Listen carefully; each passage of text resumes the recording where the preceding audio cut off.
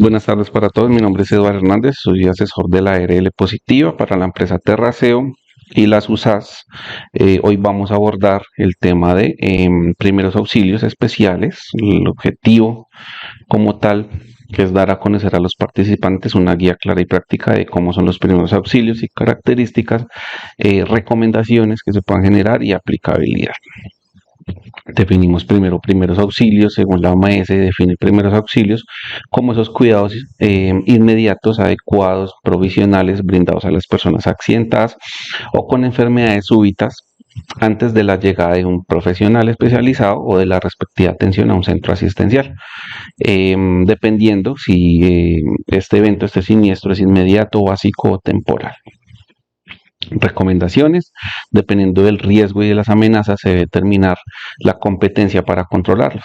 Si se considera competente para controlar el riesgo en la escena y cuenta con los recursos necesarios.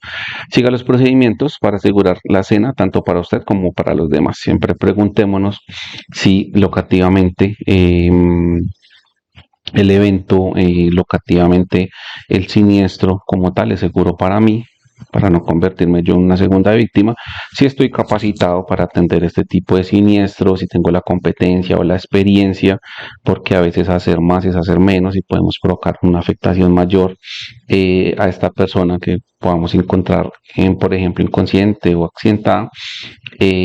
Tercero, si estoy equipado, por ejemplo, de un botiquín. Debemos identificar en nuestras sedes de trabajo si tenemos este recurso tan importante que es básico, el cual nos brinda, nos puede apoyar para prestar una atención de primera necesidad de salud. Está integrado por materiales, equipos y medicamentos necesarios para dar primeros auxilios a una persona que ha sufrido un accidente o una enfermedad repentina.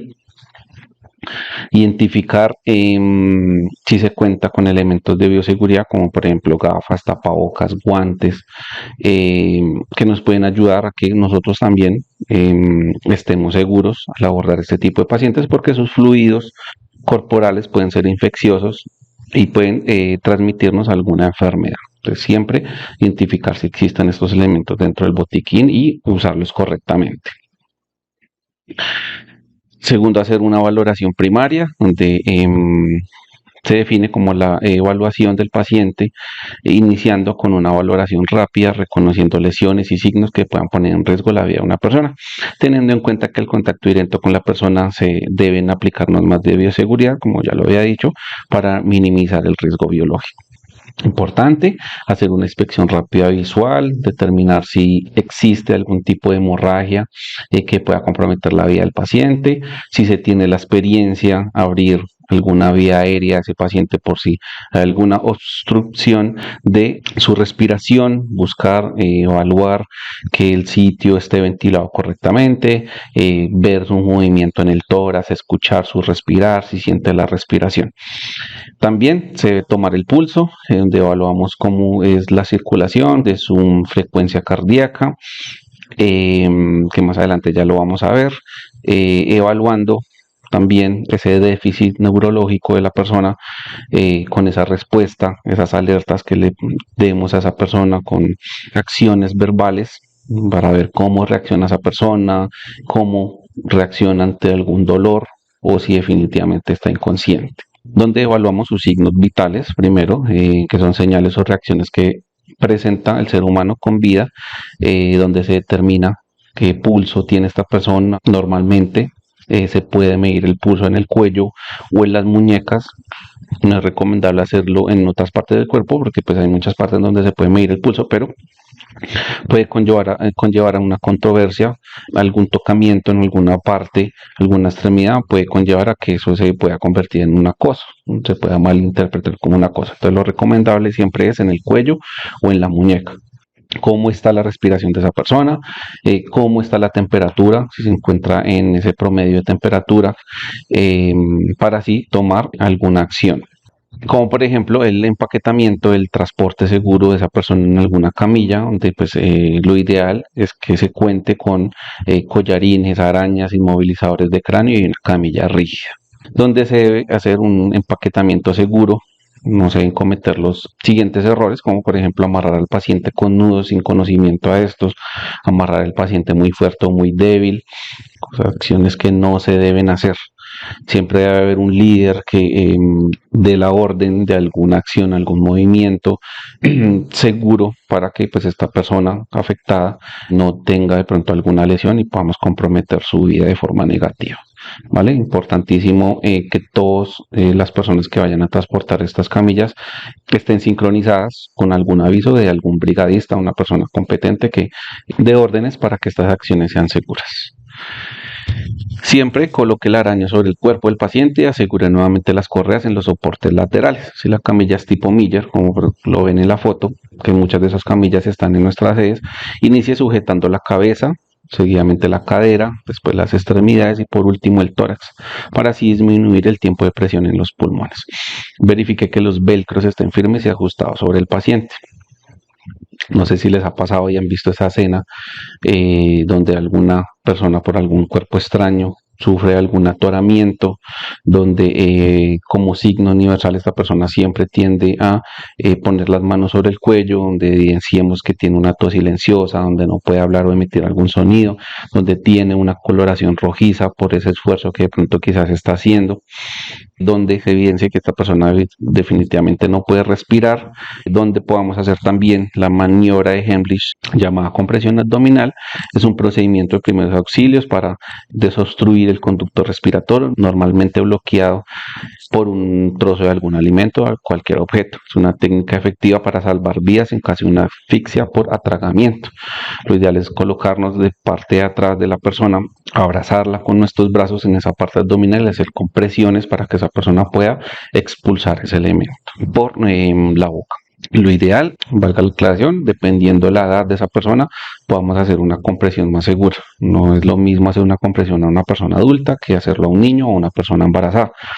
Digamos que cuando es un niño y un adulto, hay que promediar esa fuerza, esas compresiones que le estamos haciendo en esa parte abdominal a esta persona o esta personita para que pueda expulsar este elemento, pero de pronto quizás si se trata de una persona embarazada, lo ideal es golpearle la espalda 5 veces o hacer compresiones ya torácicas. No se pueden hacer compresiones abdominales porque podemos comprometer la vida de su feto, su hijo, por ejemplo.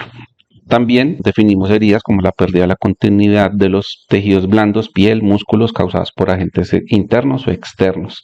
Tipos de heridas existen abiertas, donde se observa la separación de los tejidos blancos o cerradas, donde no se observa la separación de tejidos, generalmente que son producidas por golpes. Tratamiento de estas heridas simples: quitar todos los objetos que compriman o contaminen la herida, como ropas, pulseras o anillos, lavarse las manos de forma concienzuda con agua y jabón, colocar un apósito o vendaje compresivo teniendo en cuenta que no se comprima demasiado, podemos hacer que no circule si comprimimos demasiado la circulación de esa persona, y siempre remitir a un centro asistencial o un profesional médico para una valoración ya más precisa.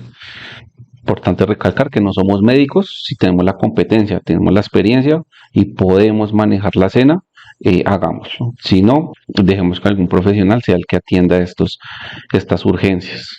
Tratamiento de fracturas, por ejemplo, iniciar el tratamiento con hemorragias y heridas si las hay, no intentar colocar el hueso en su posición original. Lo ideal es que hagamos un vendaje correcto, dependiendo si es circular, si lo requiere que sea, por ejemplo, como lo están viendo en las imágenes, que sea espinal, espinal invertido. Digamos que todos los vendajes son válidos. La idea es que se haga de la forma más segura, que no se compriman tanto, digamos, este tipo de fracturas. No inmovilizar, ya como una recomendación ya general, sino hacer que pues esta nos ayude a controlar más la herida y que no se puedan provocar algún movimiento brusco que pueda generar que se lesione más esta persona.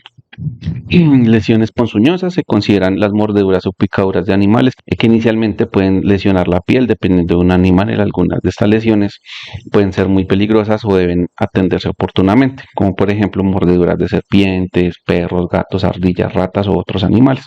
También como picaduras de abejas, avispas, arañas, alacranes y otros insectos. La mayoría de las reacciones a estas mordeduras y las picaduras de insectos son leves, ya que solo producen enrojecimiento, picazón, ardor o hinchazón leve. En ocasiones excepcionales, las mordeduras y las picaduras de serpientes o insectos, como por ejemplo las abejas, las avispas, los avispones, las hormigas rojas o los alacranes, pueden producir reacciones graves. En caso que sea leve, que se determine que sí sea leve, para tratar esta mordedura, esta picadura, esta herida, se debe buscar un lugar seguro para evitar más mordeduras o picaduras. Si es necesario, retirar algún aguijón que pueda estar incrustado, lavar esa zona afectada con agua y jabón, aplicar una compresa fría, utilizar una tela humedecida con agua fría o hielo. Con esto ayuda a reducir el dolor de la hinchazón. Si la lesión es de un brazo o en una pierna, elevarlos. Por lo general, los signos y síntomas de una mordedura, de una picadura, desaparecen en 1 o 2 días. Si estás preocupado, incluso si la reacción es leve, siempre pues llamar a una persona profesional, al médico, una ambulancia que los pueda asistir de forma pronta. ¿Qué hacer? Siempre llamar al 123, que es ese número general para todo el tema de emergencias, donde pues bien sea una dificultad para respirar, sea alguna hinchazón en los labios o párpados de alguna persona o de la garganta, si existe algún mareo, sensación de desmayo, desorientación, si sus latidos del corazón, si su pulso pues no es normal, inmediatamente dirigirse a un centro asistencial más cercano, transportar a esta persona de la forma más segura y de la forma más pronta. ¿Qué hacer? Tomar estas medidas de inmediato mientras se espera una ayuda médica, que es aflojar la ropa ajustada, tapar a una persona con una manta, no se le puede dar nada de beber, si la persona tiene vómitos, posicionarla de manera que evite el atragamiento, comenzar a realizar RCP, más adelante lo vamos a ver, si la persona no muestra signos de circulación, no puede respirar y no puede moverse adecuadamente. Factor importante, si existe alguna intoxicación o envenenamiento, que es el efecto perjudicial para el organismo que se produce cuando una sustancia tóxica se ingiere o inhala o entra en contacto con la piel. Algunas veces se ve mucho en el aseo, los ojos, las membranas mucosas, como por ejemplo la boca y la nariz. Existe intoxicación cuando entra en contacto con medicamentos recetados, medicamentos no recetados, drogas ilegales, gases, productos químicos, algunas vitaminas, alimentos, setas, plantas, veneno para animales que nos puedan generar algún envenenamiento o alguna intoxicación. ¿Qué se debe hacer? Buscar ayuda inmediata. Básicamente examine y vigile esas vías respiratorias, de ser necesario inicie maniobras de RCP, constate que la persona sí está intoxicada, si existe algún olor de algún químico, si hay alguna quemadura alrededor de su boca, por ejemplo, si la persona está vomitando, si tiene olores inusuales. Nunca provoque el vómito porque podemos hacer que químico que se ingirió se devuelva y que ingrese a nuestras o ingrese a las vías respiratorias de esa persona y se pueda provocar una quemadura mayor o la muerte. Si la persona vomita, despeje las vías respiratorias.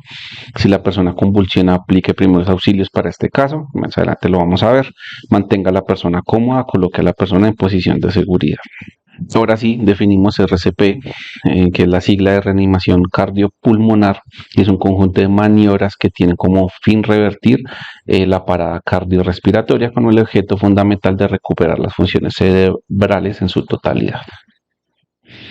Acciones a ejecutar por el personal sin entrenamiento, es evaluar el estado de conciencia del paciente, llamar a los servicios de emergencia como prioridad, evaluar los signos de respiración del paciente y hacer compresiones efectivas, fuertes y rápidas. Siempre dirija hacia la víctima en voz alta mientras hace contacto con los hombros del paciente, determine si respira normalmente, si existe ausencia de respiración o signos de dificultad al respirar. Recuerde siempre activar inmediatamente el sistema de emergencias, solicite un desfibrilador por si se cuenta, si se tiene el conocimiento, para poderlo aplicar de forma correcta. Si no, inicie compresiones a una frecuencia de 100 a 120 por minuto con una profundidad de no menos de 5 centímetros y máximo de 6 centímetros, teniendo en cuenta dejar retornar el tórax en su totalidad después de cada compresión. Lo ideal es que nos coloquemos de una posición segura de rodillas, donde nuestras manos estén en una posición adecuada, donde tengamos la espalda recta, donde en esa parte donde finaliza el tórax, que es el final de las costillas, en el medio del tronco del cuerpo. Coloquemos nuestras palmas, apoyándolas, ayudándolas y haciendo compresiones con la ayuda de la espalda, donde tengamos estas manos rectas y podamos generar estas 100 de 120 compresiones por minuto de la forma más adecuada. Identificar primero dónde finaliza el tórax, que es esa parte media donde finalizan las costillas. Entonces, si nos podemos hacer algún tocamiento en este momento, ahí es donde tengamos que hacer este tipo de compresiones, para que pues estas circulaciones, esta parte respiratoria pueda tener alguna reacción efectiva. Recomendaciones iniciales. Antes de iniciar cualquier maniobra, tenga en cuenta lo siguiente: conserve la calma y solicite información de lo ocurrido de ser posible. Recuerde contar con todos los elementos de bioseguridad. Tenga presente a la hora de inicio de las maniobras cuando se haga presente en escenario el personal de atención médica. Secuencia: prevé la seguridad de la escena, busque alguna respuesta y consiga ayuda. Asegure que la escena sea segura para usted como para la víctima, como ya lo venía diciendo. Golpee si puede a la víctima en el hombro y exclame si se encuentra bien, y si la víctima no responde, pida ayuda a las personas que se encuentren cerca, gritando si es necesario. Lo ideal es que se sitúe la persona que va a hacer ese primer auxilio al lado de la víctima, asegurando que la víctima se encuentre tendida boca arriba sobre una superficie firme y plana. Ponga el talón de la mano en el centro del tórax de la víctima, en la mitad inferior del esternón.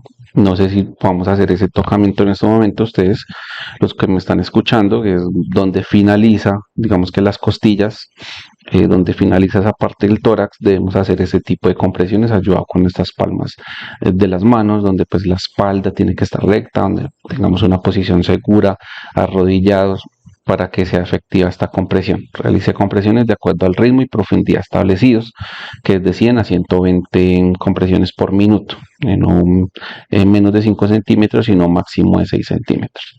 Cifras de referencia para que lo tengamos en cuenta: el pulso o frecuencia cardíaca normalmente en bebés de 100 a 160 pulsaciones por minuto, en niños de 70 a 150, en adultos hablamos de 60 a 100 pulsaciones por minuto, en adultos mayores puede que varíe, por ejemplo, de 50 a 100 pulsaciones por minuto, donde determinamos en algunos casos esa frecuencia puede ser alta, ya lo llamamos taticardia, donde su frecuencia ya excede estos estándares y pues tengamos que tener una urgencia mayor, o baja, que se define como bradicardia, donde su frecuencia es más baja y también tengamos que transportar a esta personita a un centro asistencial, donde hay un profesional que ya lo va a atenderle a la forma correcta y determinar si no tiene pulso, porque se puede generar un paro cardíaco.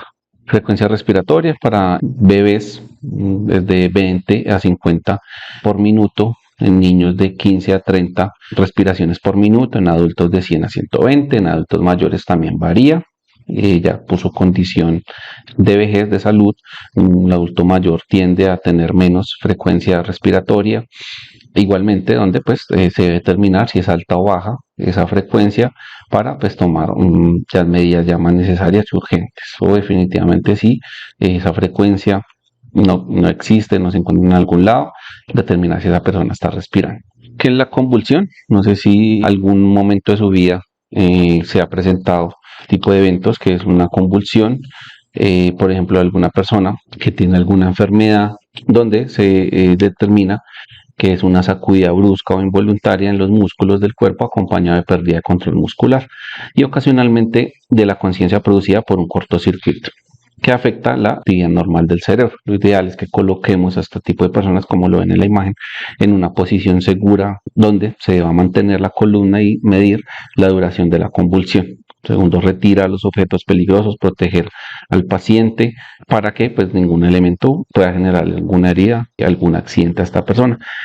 Tercero, poner a la persona de costado lo más cómodo posible, la posición de seguridad, no introducir objetos en la boca ni intentar abrirla en este momento de la convulsión, porque podemos provocar que esa persona sufra un atoramiento. De pronto se puedan introducir algunos dedos para que esa persona no se muerda la boca, y en esa función pues se pierda alguna extremidad, porque esa persona puede mordernos y nos puede generar una afectación a nosotros. Siempre proteger la cabeza, no sujetar a la persona ni tratar de detener sus movimientos, no dar agua ni alimentos, que puede causar las convulsiones, aunque muchas veces las convulsiones pueden aparecer en personas que sufren la epilepsia.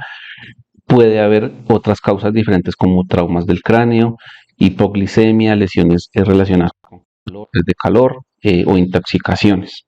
¿Cómo reconozco una convulsión? Durante una convulsión, el afectado pierde el control muscular y puede perder la conciencia. La persona también puede no controlar la orina o de la deposición, se debe sacudir las extremidades de este tipo de personas, tomar una posición insegura. Quien sufre una convulsión puede desviar la mirada hacia atrás o hacia los lados. ¿Qué debo hacer ante esta convulsión? Bueno, como ya lo venía explicando, proteger a la víctima de posibles lesiones, retirar muebles, objetos que estén a su paso, coloque almohadas, si se cuenta, o toallas debajo de la cabeza del paciente o a su alrededor.